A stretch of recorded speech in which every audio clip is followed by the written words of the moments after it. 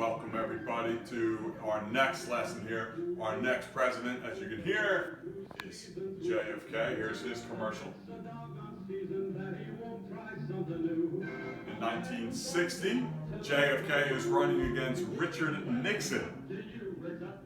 It's really up to you. Kennedy, Kennedy, Kennedy, Kennedy, Kennedy, Kennedy, Kennedy. Oh, so cute. He is running against Richard Nixon. Richard Nixon is the vice president to Eisenhower. So we talked about Eisenhower. Eisenhower was really successful in the 1950s. People love Eisenhower. It's only a natural progression to see the vice president Nixon running after the success of Eisenhower. So it's going to be a real close race between Kennedy and Nixon, and Kennedy is going to win in that close race. Both candidates are, excuse me 1 second, I'm sorry. Both candidates are the first candidates born in the 20th century. So you did your assignment on the torch being passed to a new generation of Americans. Both Nixon and JFK were World War II vets, part of this greatest generation, and they were both born in the 20th century. So Kennedy is the first born in the 20th century, and the torch is being passed to that new generation to take over.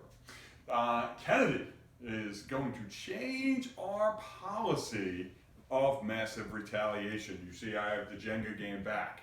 I'm not going to knock it down this time because foreign policy is no longer massive retaliation. Kennedy doesn't believe in mass retaliation. He doesn't believe that everything warrants nuclear war.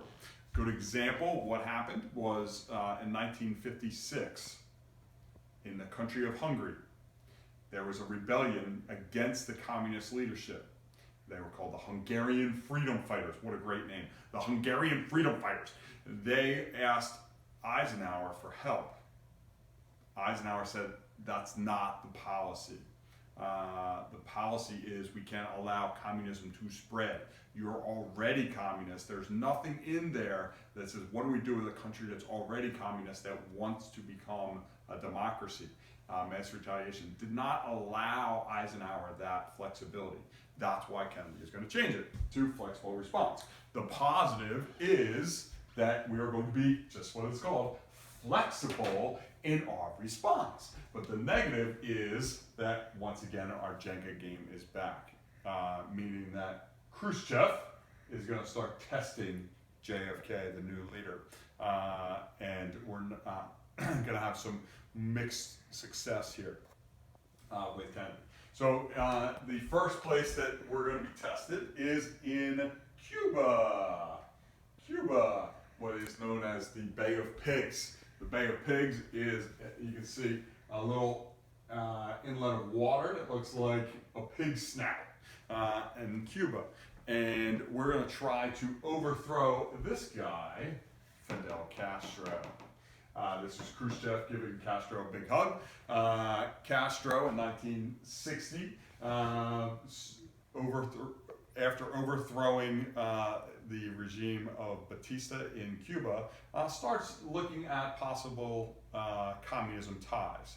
And in 1961, he is now officially giving some hugs here to Khrushchev. So Eisenhower had started looking at an invasion to overthrow Castro. Eisenhower's presidency over. It's now handed to Kennedy. And the CIA is planning the invasion. Here's their strategy. Here's the plan. We are going to train Cuban refugees. Those Cuban refugees are going to be trained in Florida. They're going to show up in Cuba, and it's going to look like a spontaneous rebellion, that the people of Cuba have risen up. And once they start fighting, these 1,500 refugees, once they start fighting, we're going to send in air support and start bombing Cuba.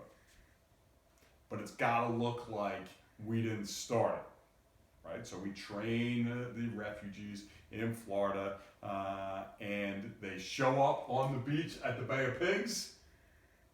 The only problem, Catherine, it's not a surprise. Oh no. Oh no. Oh no. Out of those 1,500 men, guess what?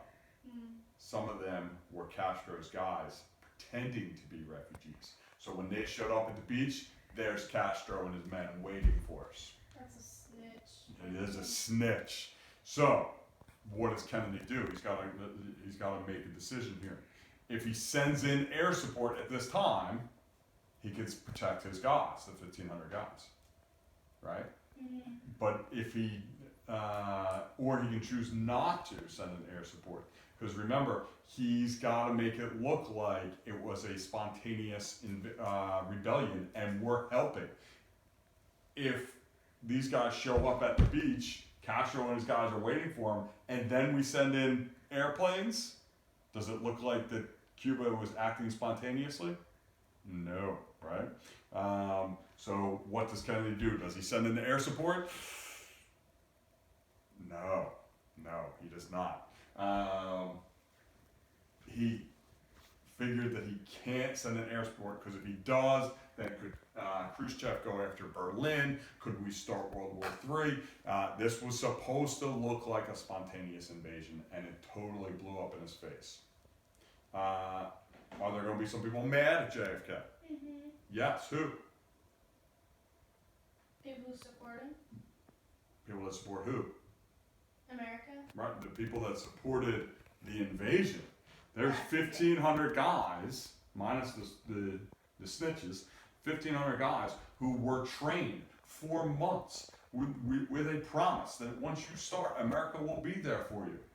They start, show up at the beach, there's Castro and his men, they're arrested and many of them are killed, thousands of guys, right? So, are now caught, captured, either killed or imprisoned. So there's going to be people that are mad at JFK for not sending in air support. But the bigger picture, most people say, it's like, what else could he have done? If you send in the air support, you may be threatening to start World War III. So he doesn't start, this is 1961. His presidency is not starting off well in foreign policy. That's going to change in 1962.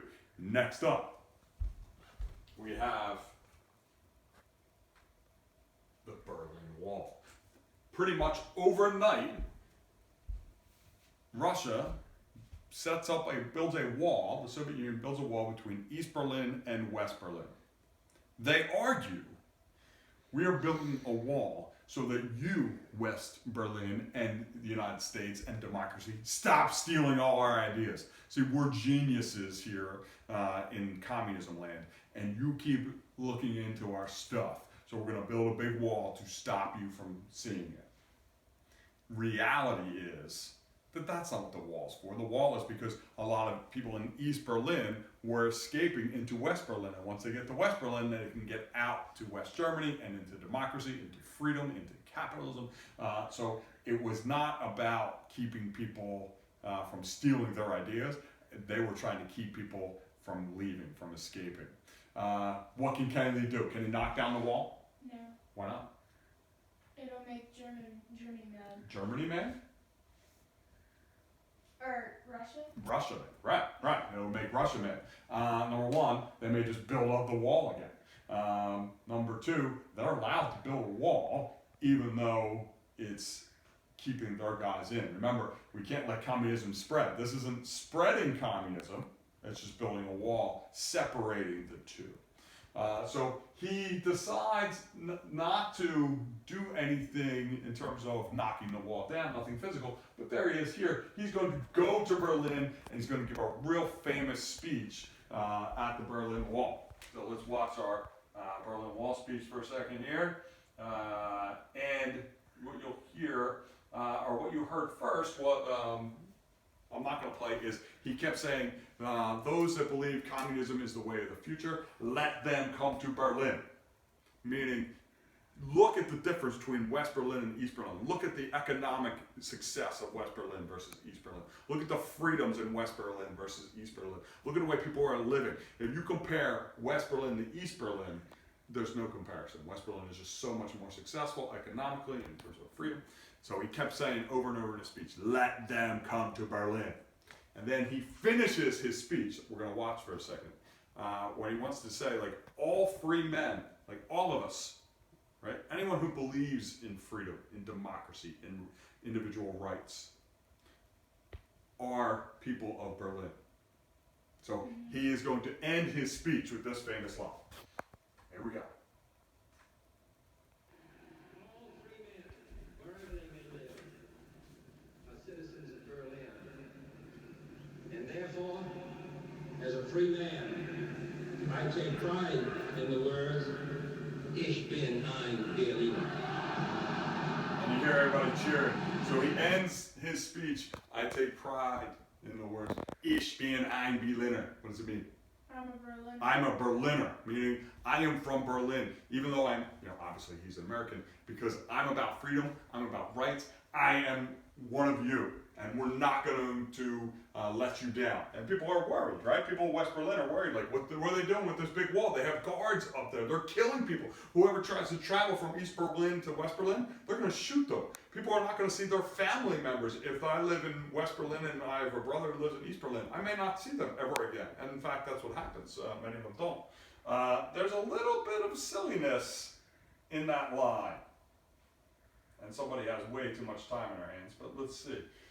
All free men, wherever they may live, are citizens of Berlin. And therefore, as a free man, I take pride in the words, Ich bin ein Berliner. Again, somebody has way too much time in their hand, as you can see. What is that? I'm a jelly donut. Yes, I'm a jelly donut. A Berliner is a jelly donut. So when he says, I'm a Berliner, there are some people that take this to the silliness of that he said, I'm a jelly donut. Did he say, I'm a jelly donut? Yeah and no. I mean, yeah, they know what he meant to say. Could he have said, Ich bin Berliner would have been perhaps a better way, although some people argue, no, it was perfectly fine. Think about if you went to Hamburg and said, I'm a hamburger. And so maybe you should have said, I'm from Hamburg. It wouldn't have been as silly by today's standards. Or if you went to Frankfurt, I'm a Frankfurter. You're a hot dog. Same concept there.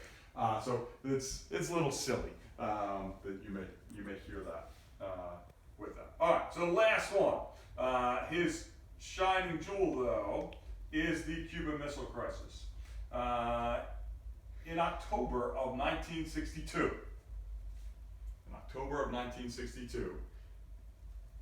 We see our U-2 planes, the same planes we had in Eisenhower, fly over Cuba and see missile silos, missile sites. Here's a picture of them. Russian missile sites that could hit the United States. And you can see these targets. If you remember, nuclear weapons at this point had to be flown over to the United States. So we had 8 to 10 hours to protect ourselves. Now suddenly, if you are 90 miles from the United States, Cuba only 90 miles from Florida, now it's only minutes away. So Kennedy sees that the Russians are putting missiles in Cuba. What do? Do we let them do it? We have missiles in Turkey and West Germany pointing at Russia. Should we just let them have it? No. No, right? Like, even though objectively that may be fair, are we going to give up our security? No, right? They cannot have these missiles here. Should we bomb the sites? No. Why not? It could start a war. Right, because what if you don't hit them all? Yeah. Uh-oh, right? That's not good. That's not good, right? So he's looking at that. Like, we can't let them have it. We can't just bomb the sites. There's talk of an invasion, like they did with the Bay of Pigs. Let's attack and make sure we get them all. So that's on the table. When Kennedy comes up with another idea, and again, this concept of flexible response in the concept here. Let's try something else. So what he decides to do, if here's the United States, here's Cuba. That's a good picture. Thank you, I appreciate that. Here comes the Russian ships with nukes on them. Uh-oh. Well, these are big ships the size of Cuba, too. Looks like a cherry. Yeah, thanks. So what he does is he sets up a blockade of Cuba. He puts American ships all around Cuba, and he's not going to move. Uh-oh. He's not going to move. The ships are coming closer and closer and closer and closer. What are we going to do? Who's going to blink first? Them.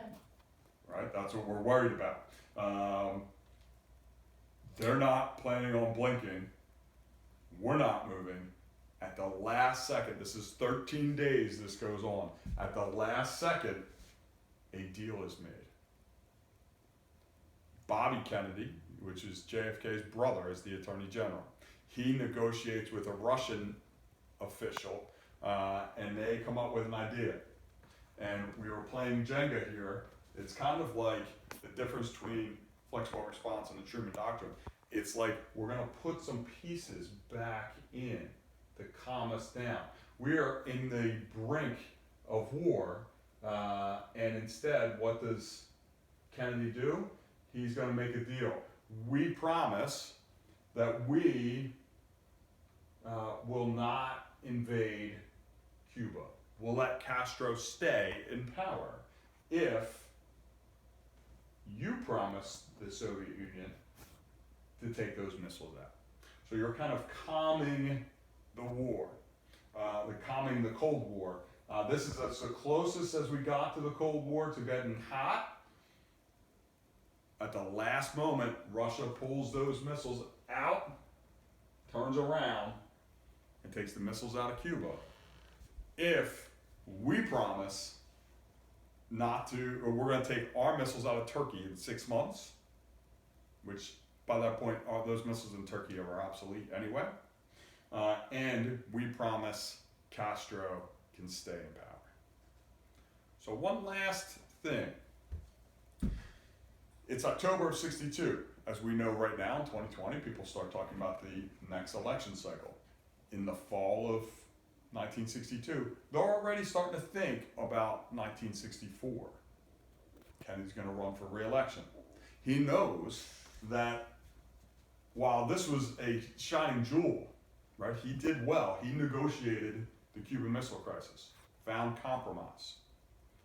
The Republicans are still going to attack him on Cuba's communist.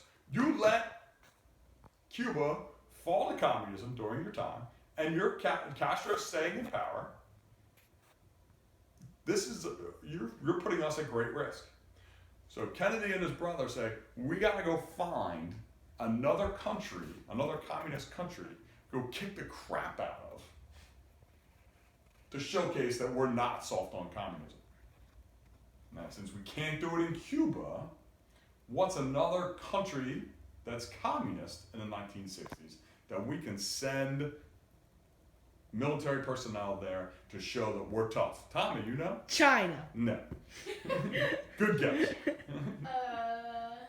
It's one that we're fighting in, kind of, or Vietnam. There it is. So that's the difference, and we're going to talk more about Vietnam. But Vietnam in the 1960s is going to start getting more hot. Before it was, we're giving money, we're giving supplies. Now, under Kennedy, we start sending people in. They're not troops, they're advisors, they're training the South Vietnamese. And we're going to look at this in great detail next week. But the point is that the Cuban Missile Crisis is directly connected to Vietnam. So the big question is flexible response. Better or worse than massive retaliation? Katie, better or worse? Good question. Thank you. I know, it is a good question. I feel like, I don't know, I can see both ways, Okay.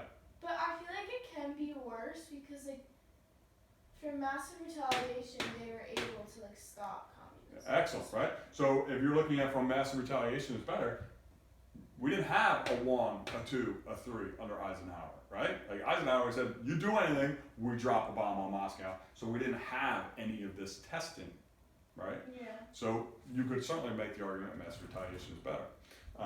But you also could make the argument that flexible response is better because you have more flexibility right? We can go to Berlin and reassure the people of West Berlin. We can choose not to get involved when it would look bad and it could escalate. We can negotiate, we can find solutions. So while the game is still being played, where it wasn't being played with mass retaliation, at least he's starting to put some of the pieces back with the Cuban Missile Crisis. Some don't like it, say that Kennedy looked at, we're weak, that Russia's now testing us again.